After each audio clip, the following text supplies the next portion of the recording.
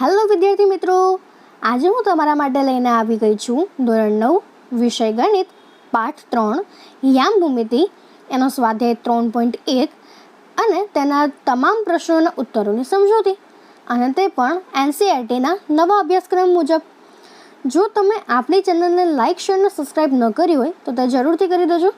તો ચાલો સ્વાધ્યાય 3.1ના તમામ પ્રશ્નોના ઉત્તરોની સમજૂતી મેળવીએ.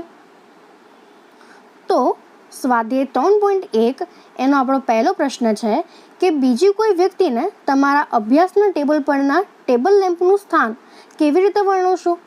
તો તમે આ રીતે તેનો જવાબ લખી શકો છો કે સૌપ્રથમ હું તે વ્યક્તિને સમજાવીશ કે મારું અભ્યાસ ટેબલ એ કાર્ટેશિયન સમતલનું પ્રથમ ચરણ છે કે જેમાં મારી નજીક હોય તે ધાર એ એક્સ અક્ષની ધન દિશા છે તથા મારા ડાબા હાથ તરફની ધાર એ વાય અક્ષની ધન દિશા છે.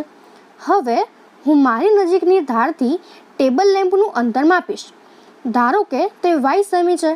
ત્યારબાદ હું મારા ડાબા હાથ તરફની ધારથી ટેબલ લેમ્પનું અંતર માપીશ. ધારો કે તે એક્સ સેમી છે.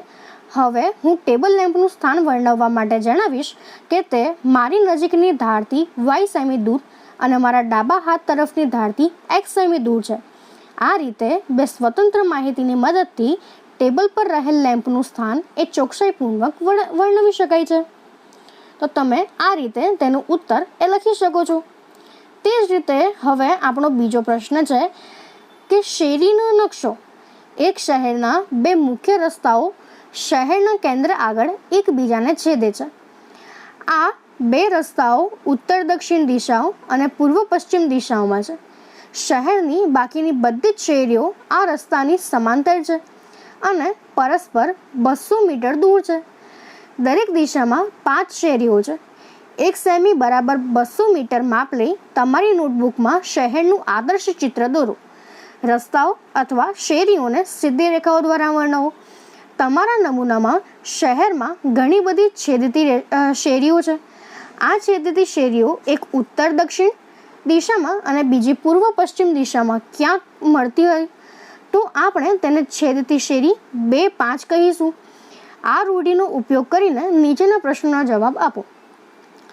તો તેનો પહેલો પ્રશ્ન છે કે કેટલી છેદતી શેરીઓનું નામાનિધાન એ 4, 3 થઈ શકે, અને તેનો બીજો પ્રશ્ન છે કે કેટલી છેદતી શેરીઓનું નામાનિધાન એ 3, 4 થઈ શકે. તો તેના ઉત્તરમાં આપણે આ રીતે જવાબ લખી શકીએ કે કેટલી છેદતી શેરીનું નામાનિધાન એ 4, 3 થઈ શકે. તો તેનો જવાબ થશે કે છેદતી શેરીઓ પૈકી એક અને માત્ર એકનું જ એટલે કે અનન્ય નામાનિધાન એ 4, 3 થઈ શકે. અને તેનો બીજો પ્રશ્ન છે કે કેટલી છેદતી શેરીઓનું નામાનિધાન એ 3, 4 થઈ શકે. તો તેનો ઉત્તર પણ થશે કે છેદતી શેરીઓ પૈકી એક અને માત્ર એકનું જ એટલે કે અનન્ય નામાનિધાન એ 3, 4 થઈ શકે. તો અહીં આપણો આ સ્વાધ્યાય 3.1 એ પૂર્ણ થાય છે. અને જો તમને આમાં કોઈ પણ ડાઉટ હોય તો તમે તેને કોમેન્ટ સેક્શનમાં જણાવજો અને આપણા વિડીયોને લાઇક, શેર અને સબસ્ક્રાઈબ જરૂરથી કરી દેજો. Thank you.